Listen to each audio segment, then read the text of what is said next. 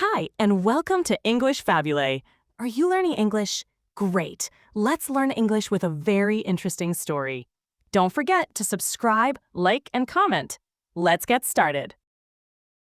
Think about public housing in most countries. Often it means old, boring buildings. People might think it is only for those with no other choice. It can make you feel like the system has failed some people. In many places, public housing is seen as a last stop. But imagine a city where public housing is very different. It is beautiful and tall, with modern facilities. Both rich people, like millionaires, and working people, like taxi drivers, live in these homes. It is like a paradise. This city is Singapore, a small island. How did Singapore manage this amazing feat when other countries could not do the same? It seems almost impossible. Singapore is a tiny country, but nearly 8 out of 10 people live in these government-built homes. This means there is no shame in living there. Doctors and taxi drivers, rich people and poor people, all live side by side in the same buildings. They use the same parks, community areas, and train stations. Because Singapore's way of doing things is so special, usual global ways of measuring housing do not show the full picture. For example, people often look at how many years a person needs to work to buy a home. Using this method, Singapore might look seriously unaffordable. But this way of measuring often only looks at private homes. It does not count government help, special loans, or national savings that make public housing very affordable for most people in Singapore. These extra helps change everything. Another number people misunderstand is Singapore's home ownership rate. It seems like almost everyone owns a home, about 90%. But this number means the share of homes that are lived in by their owner. It is not about how many adults in the country own a home. For example, if many adult children had to live with their parents, the home ownership rate might still look very high. In Singapore, about 90% of people who live in public flats own them. This high rate is true even for the poorest 10 or 20% of residents. These figures are truly amazing for any country. The government in Singapore has found a way to provide homes that are good, affordable, and plentiful for its citizens. Reports show that most people are very happy with their homes and neighborhoods. This success makes other city planners around the world look at Singapore with great interest. 2. A big fire and a new start. In May 1961, a terrible event changed everything for Singapore. A massive fire broke out in Bukit Ho Swee. This was a very large squatter settlement, a place where thousands of people lived in simple homes they had built without official permission. The fire spread quickly, fueled by strong winds and dry materials. It was a disaster that hit fast and hard. Overnight, the fire destroyed countless homes, leaving many thousands of residents suddenly without shelter. This dramatic event caused a great feeling of fear and immediate urgency across the young nation. Singapore had only recently gained self-governance in 1959, and its new government faced huge challenges. The fire created an even bigger crisis. Thousands of families were now displacing from their homes and had nowhere safe to go. The Housing and Development Board, HDB, had just been formed in February 1960. It was created to replace an older, failed housing group and solve the country's severe lack of homes.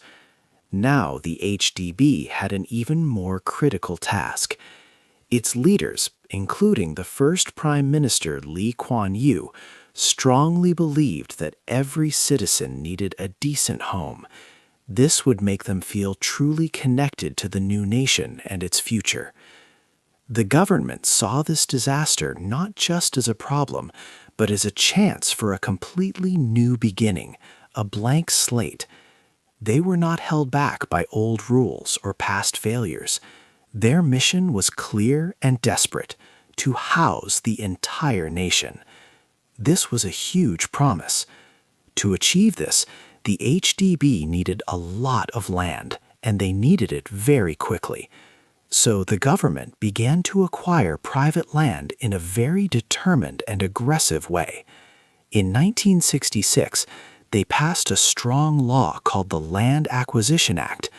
This law gave the government special power to take private land for public purposes, even if landowners did not wish to sell. The compensation offered was often below market prices. This was a bold move, but the leaders believed it was essential for the nation's survival and future growth. Using these new powers, the HDB quickly built new housing estates on the fire-damaged land. The families who lost their homes in Bukit Ho Swee were rehoused in purpose-built flats between 1963 and 1965. This rapid success proved that the government could deliver on its promises and act effectively in a crisis. It paved the way for more changes and showed what was possible. However, the need was still immense, with hundreds of thousands more needing homes across the island. The government aimed to build enough homes fast enough to prevent any chance of a total social breakdown or collapse. The future of Singapore truly depended on this immense challenge. How to build a happy town. After quickly building many homes, Singapore focused on how people would live happily in them. City planners thought deeply about urban design. Instead of putting all tall buildings close together, they used a checkerboard pattern. This meant mixing tall buildings with shorter ones. This helps prevent claustrophobia, the feeling of being too closed in. It also improves natural ventilation, letting fresh air move easily. This smart layout helps reduce vandalism and makes residents proud of their homes. Planners understood that density did not have to mean feeling crowded. A unique feature is the void deck. This is the ground floor of almost every apartment building, left completely open and empty. This space is a communal area for everyone. These void decks are very versatile public spaces, used for many different activities. They host family events like weddings or funerals. People vote in elections or enjoy neighborhood festivals. Older residents gather to play chess or mahjong. Children can ride bikes and play safely, protected from the weather. Sometimes people create community gardens or exercise groups. The void deck is truly the social heart of these housing areas. It helps neighbors meet, talk, and build strong connections, fostering a real sense of community. The apartment units themselves come in various sizes, from small one-room flats to large five-room homes for families. Even executive condominiums, built by private companies, receive government support. All homes are designed to be comfortable and nice, helping people feel good about living in public housing, whatever their income. The average flat is about 93 square meters. Over the decades, the design improved, from basic emergency flats to spacious, high-quality homes, showing that dignity of space was important. This careful planning shows how Singapore created more than just buildings. They designed towns where people could live well together, feel connected, and be happy every day. 4. Money and buying a home. The government in Singapore makes sure homes are easy to buy. Each year, it spends billions of dollars to keep housing affordable. This is not a mistake. It is done on purpose. This money helps to build new flats and gives financial aid to people. This ensures that many citizens, no matter their income, can find a place to live. One important way to help people buy homes is the Central Provident Fund, or CPF. This is a special savings plan for all workers. Workers must put some money from their salary into CPF. Their employers also add money. People can use their CPF savings to pay for their homes. This system helps to stop house prices from changing too much, like in other countries. It helps keep prices steady and predictable for buyers. When people want to buy a new flat, they often use the Build-to-Order, or BTO, plan. With BTO, new buildings are made only when enough people want to buy flats there. This means people might wait 3 or 4 years for their home, but these flats are much cheaper than market prices. The government also gives large grants. For example, some families can get up to $120,000. For families with less money, these grants can make the flat almost free. Many citizens feel they truly own their homes. They can buy, sell, or leave their property to their children. This gives them a strong feeling of having a permanent place to live. They believe their flat is a valuable asset and a way to save money for the future. This belief is a key part of the country's housing success. However, there is a hidden part to this ownership. The flats are not owned forever. Instead, people buy a 99-year lease. This means the government is still the main owner of the land in the building. After 99 years, the flat goes back to the government. This is a long time, but the time is always moving forward, slowly ticking away. This system creates a paradox. People think they are buying a home that will always be theirs, and that its value will grow. But as the 99-year lease gets shorter, the flat's value can go down. Banks may not want to give loans for flats with very short leases left. This means some older flats might lose all their financial value as the lease comes to an end. It is a big question for the future. What exactly happens when the time finally expires? 5. When the time runs out. Living in public housing in Singapore means owning a flat for a set time, usually 99 years. This is called a lease. The government is the true owner of the land. After 99 years, the land and flat must be returned to the state. This rule creates a big worry for many families. No HDB, Housing and Development Board flat leases have finished yet. The first HDB flats were built in 1960. This means the oldest flats are now more than 65 years old. But the time is ticking. The first leases will end in the 2050s. This future event is a big challenge for the country. People saw what could happen in 2017. 191 private homes in Gaylong Loring 3 had 60-year leases. When these leases reached their expiration date in 2020, the owners received no compensation. The land went back to the government. This news caused a lot of fear among HDB flat owners. They wondered what would happen to their own homes. Even today, flats with fewer years left on their leases start to lose value. It becomes harder to sell them. Also, it is more difficult to get loans from banks to buy old flats. When a flat has less than 30 years left on its lease, people cannot even use their CPF, Central Provident Fund, savings to buy it. This means that many Singaporeans who bought older flats in the past are now seeing their homes slowly become worth nothing. The government has two main plans to help. The first is called SERS, Selective En Bloc Redevelopment Scheme. Under SERS, the government buys selected old HDB estates before their leases end. They pay the owners well and build new flats on the same land.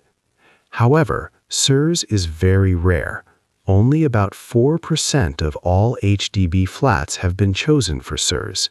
It is not a common solution for most people. The second plan is VERS, Voluntary Early Redevelopment Scheme. This plan is for older flats, usually around the 70-year mark. People living in these areas can vote. If they vote yes, the government buys their flats and they get money. They can then buy new flats with fresh 99-year leases. If they vote no, they stay until their lease runs out completely. The money from VERS is usually less than SERS. This voluntary choice means some communities might get stuck with old flats that slowly lose value. For many years, people believed their HDB flats were appreciating assets.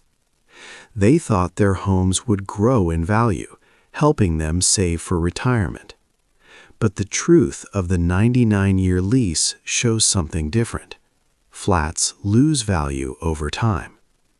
This makes many older Singaporeans very worried about their future and their savings.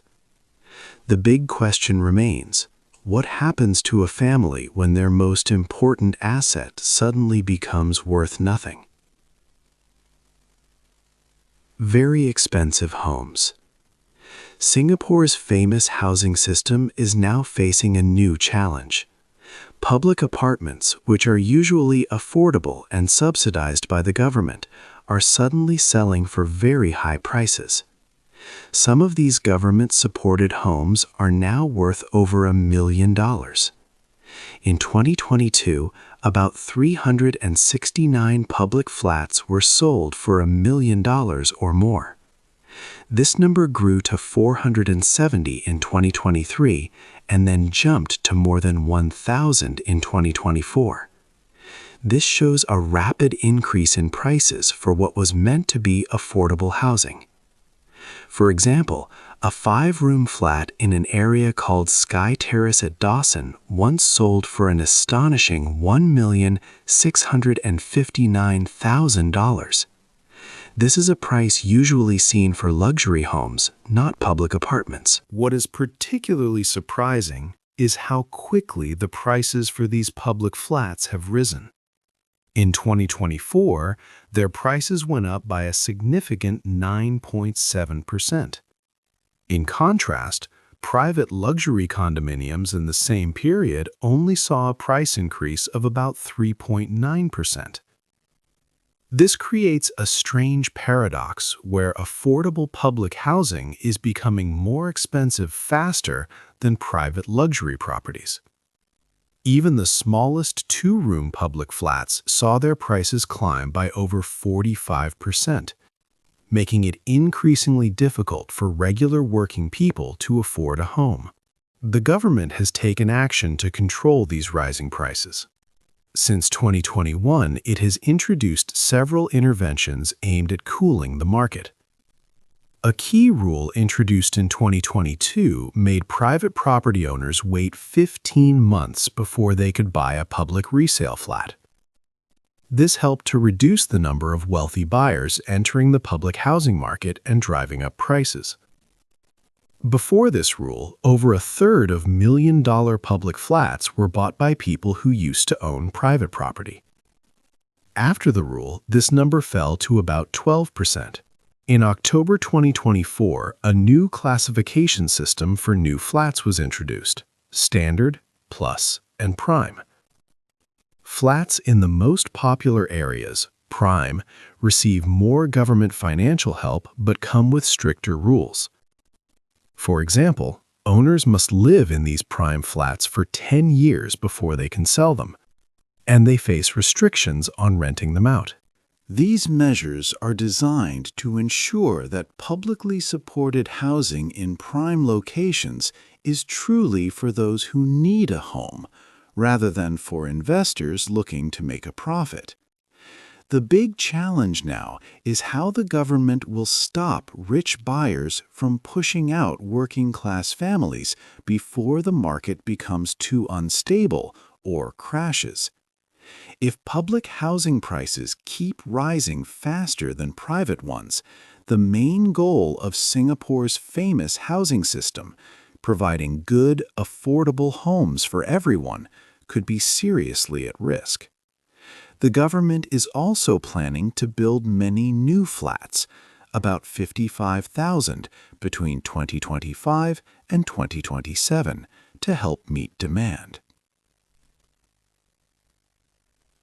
7.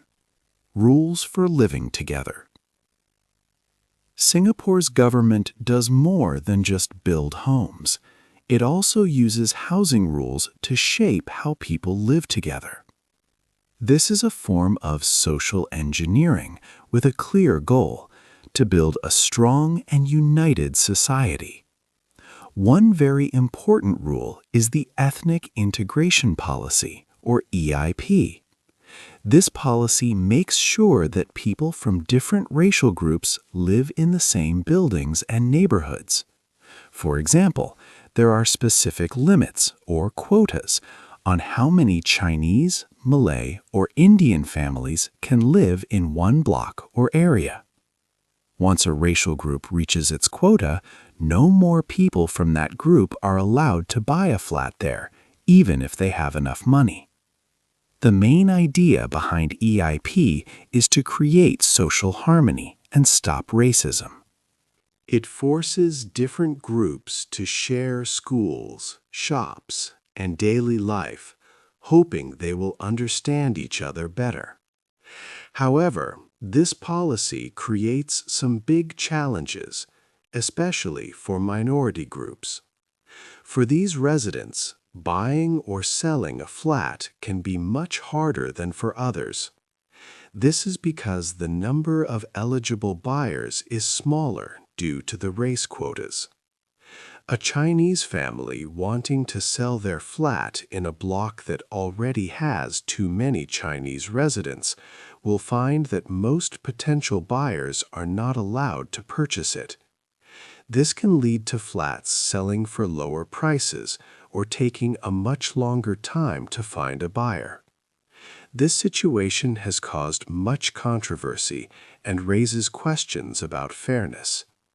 Critics argue that a policy meant to promote equality can sometimes create unequal outcomes for the very minorities it aims to protect. The government's housing rules also affect family life. It gives more financial help or subsidies to married couples, especially those with children. This strong financial push encourages young people to marry and have families. It also helps families live closer to their parents or children. These actions are part of the government's plan to strengthen the social structure and encourage childbearing in a country with a low birth rate.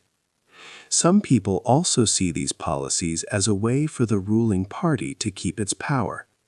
The People's Action Party has held a monopoly on political power for many decades. Its control over where and how people live gives it an advantage in elections.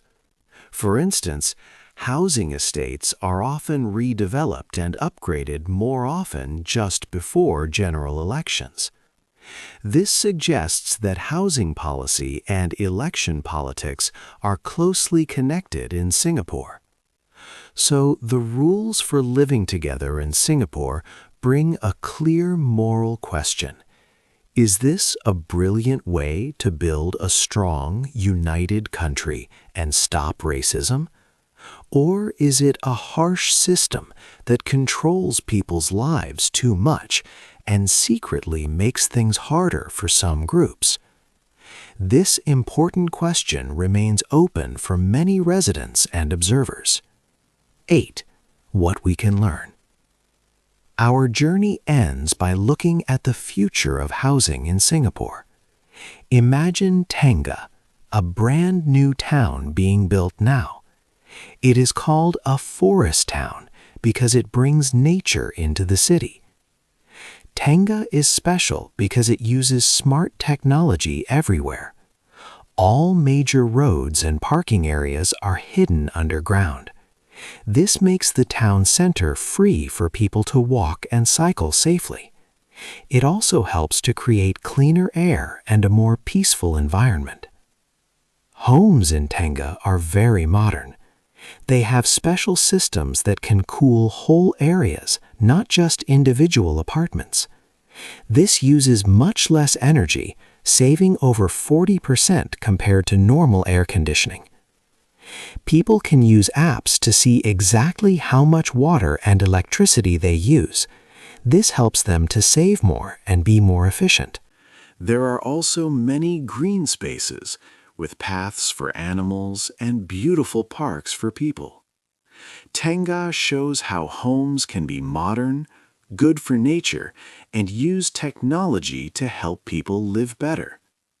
But what can we truly learn from Singapore's story? Its success in providing homes is amazing. Most people have good, affordable places to live. However, this success comes with a price, a high level of government control. For example, the government can buy private land at prices it chooses. It also sets rules about which races live in which buildings. This helps mix people, but it means less freedom for some when choosing a home. Other countries might not accept such strict government control. In many places, people value personal freedom very highly. They want to choose where they live, without the government telling them. Singapore's way is very different.